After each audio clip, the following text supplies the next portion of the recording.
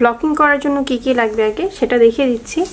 আমার এখানে পানি লাগবে, স্টার্চ লাগবে, পিন লাগবে, আর হচ্ছে ব্লক করার জন্য এরকম একটা ফোমের বোর্ড লাগবে। হ্যাঁ, বাচ্চারা যে খেলে এটা RFL এ পাওয়া যায় সেরকম খেলার একটা বোর্ড, অথবা যেটা ফোমের, যে কোনো ফোম হলেই হবে যেখানে এটা শক্ত করে আটকে রাখা যায় সেরকম একটা লাগবে।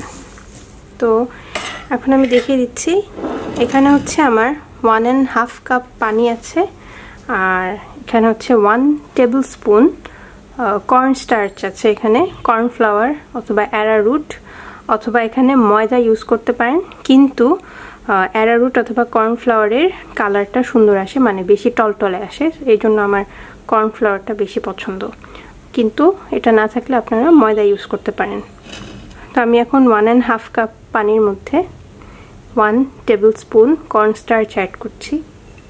এখন এটা আমি মিক্স করে নিব ঠান্ডা পানিতেই, মানে ঠান্ডা পানি বলতে হচ্ছে কলের পানি, নর্মাল টেম্পারেচারে।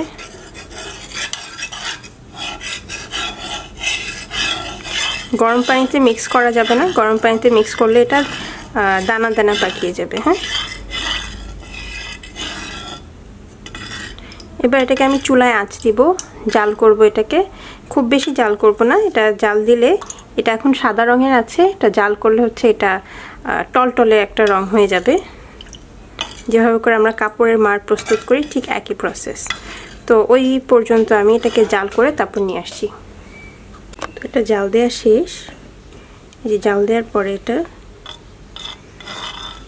এরকম একটা কনসিস্টেন্সিতে থাকবে, কালারটা এরকম হবে।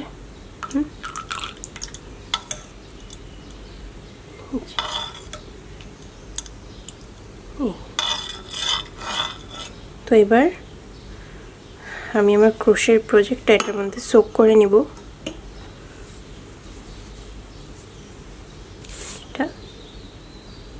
এটার ভিতরে সোক করে নিব।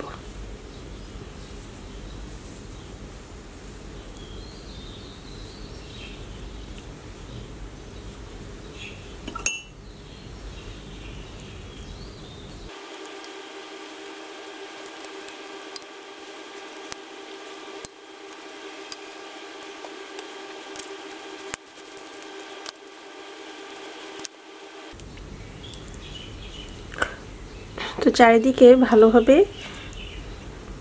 এই মারটা লেগে যাওয়ার পরে আমি এখন এক্সেস যতটুকু মার আছে এখানে সেটা হাত দিয়ে চেপে বের করে নিব।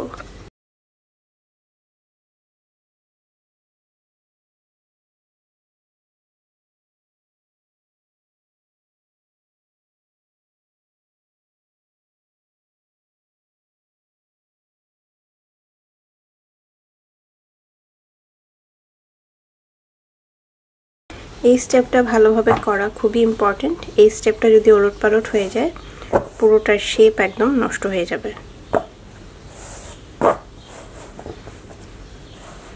তো এখন যতটুকু টানা সম্ভব ততটুকু পর্যন্ত টেনে আমি এটাকে পিন করে দিচ্ছি।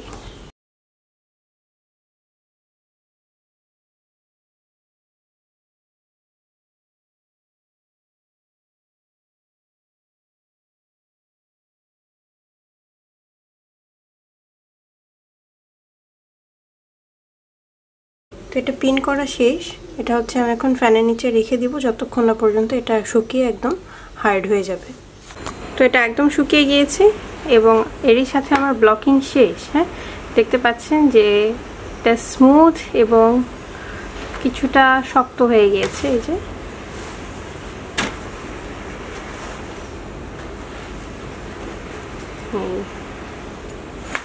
খুবই সুন্দর।